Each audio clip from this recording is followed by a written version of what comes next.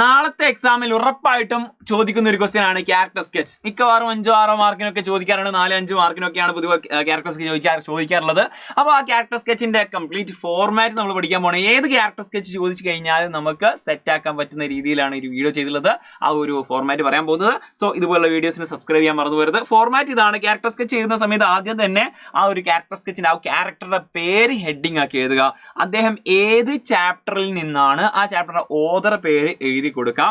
And അദ്ദേഹത്തിന്റെ ആ ഒരു ക്യാരക്ടറിന്റെ റോൾ എന്താണെന്ന് സ്റ്റാർട്ടിങ്ങിൽ എഴുതി കൊടുക്കാം.